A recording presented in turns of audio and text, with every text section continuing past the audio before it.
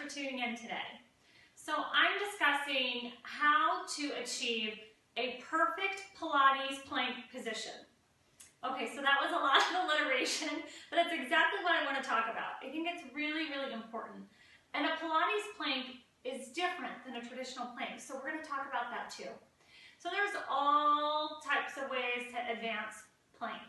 Okay, you can have an arm up, you can have a leg up, you can prop feet up on a stability ball, a chair, a coffee table, what have you. There's all different ways. But before you try any of those variations, you need to have a really strong, foundational, traditional plank position. And we want to, of course, perform it in a way that's going to minimize stress on the body so that we don't get injured and we get stronger and more stable. So I love plank. I know I say a lot of exercises are my favorites, but plank is truly one of my favorites. Like, I think it's one everybody needs to get. So when plank is done appropriately, which is what we'll talk about today, then it's an all-over toner from head to toe. It's going to help strengthen and stabilize the shoulders and the upper back, the scapula, the whole upper girdle. Of course, it's going to draw on the whole core like a corset, all the way around the core when it's done correctly. And then particularly the way we're going to perform it with our Pilates-style stance, we're going to draw on some legs too. So speaking of that, a traditional plank position, like a push-up position, is usually performed with the legs and feet in parallel and about hip distance apart. So that's not how we're going to do it for Pilates.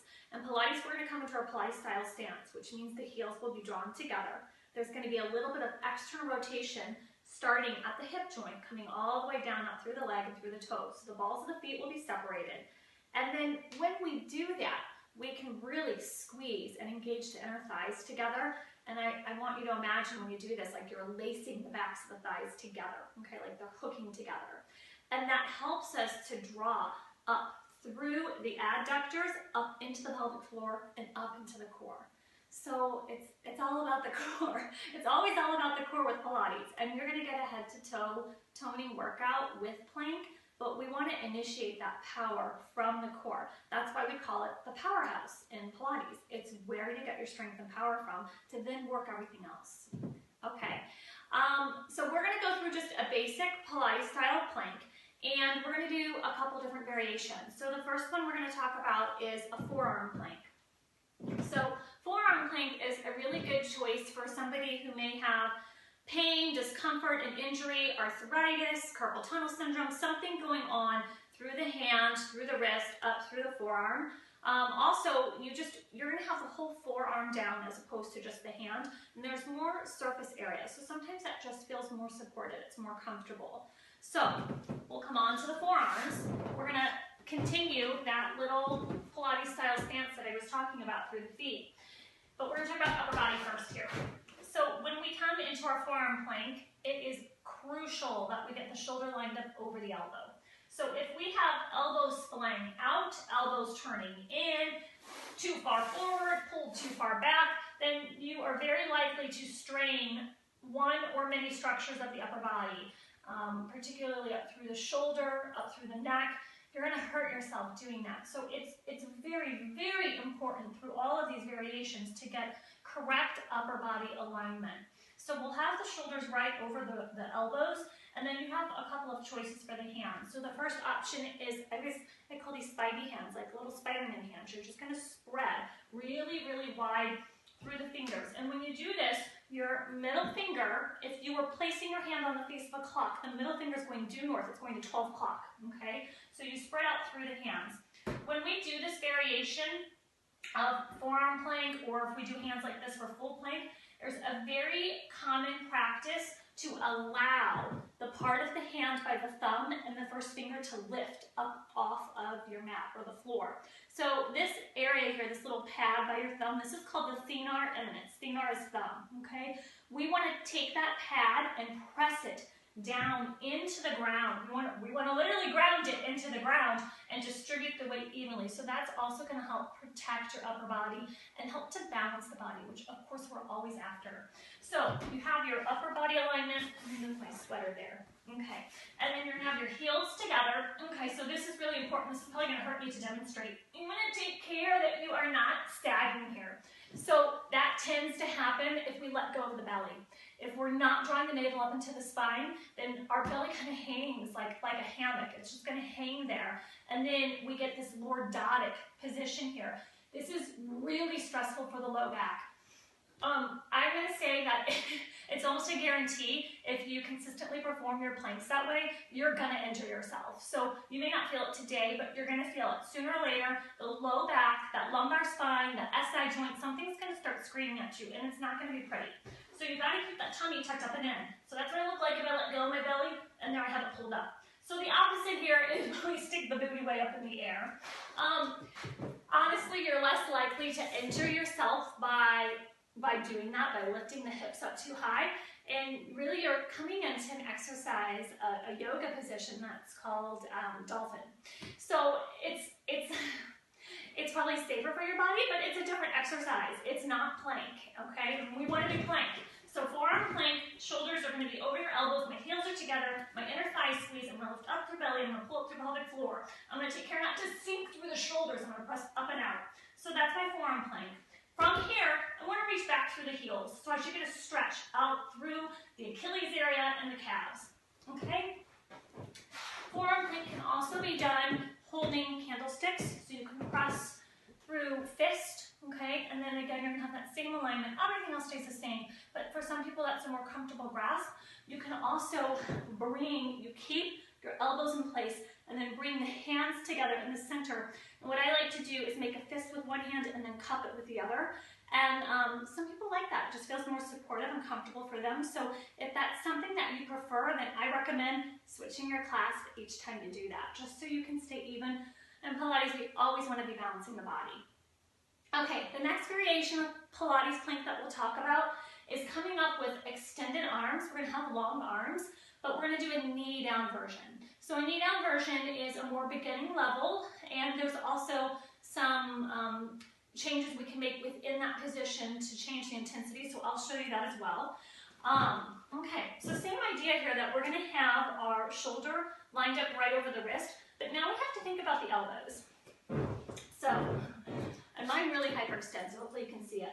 So I can like flip my elbow all the way around. I have about 13 degrees of hyperextension, which is a lot. I'm very hypermobile there.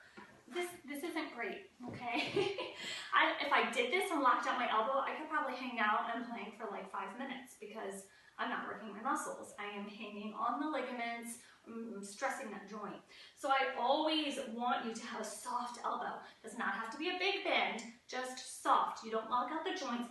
And what I like to tell people is this hollow here, you can see it on your elbows. I want them to face each other, okay? Like they're making little googly eyes at each other across the way here. So always put that little bend in and let them face each other. When you do that, you're going to start engaging muscles all along the upper extremities. So it's really strengthening, it's really powerful that way.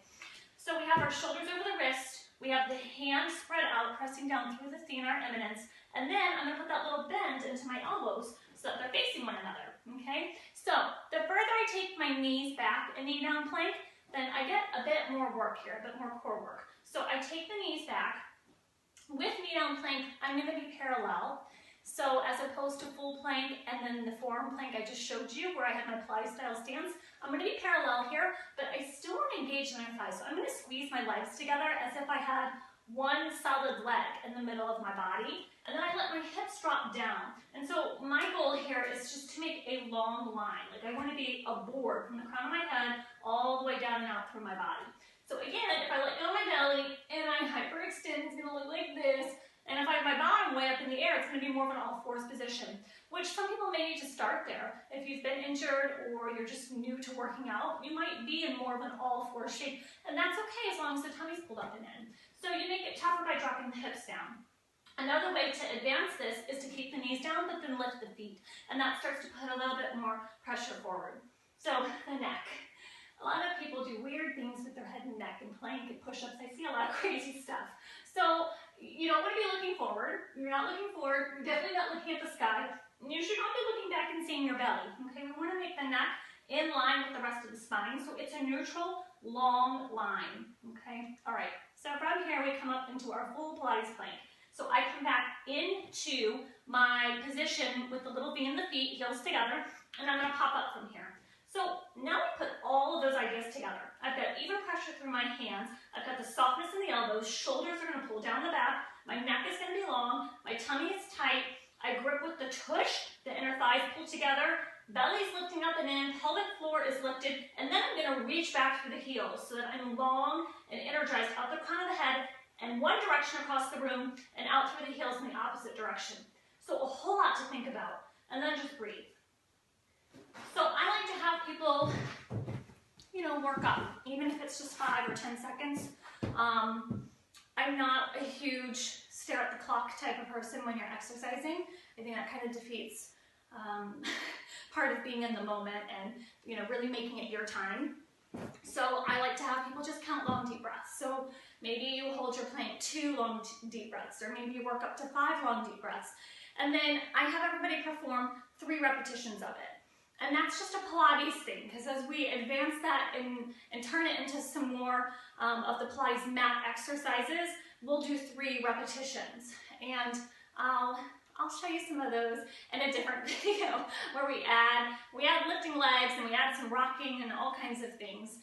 But it's just so super important to get a basic plank position with perfect alignment, and that's how you're going to stay safe, and you really are going to work yourself from head to toe. It's fabulous. And when you reach back through the heels, like I showed you, you're going to get some lengthening and stretching through the calves, through the Achilles area. You might even feel it down through the arches of the feet or the toes. If you've got tightness there or tight plantar fascia, then you might get a good stretch there. So you're going to get some lengthening as well as a lot of strengthening, and you're going to start stabilizing the joints.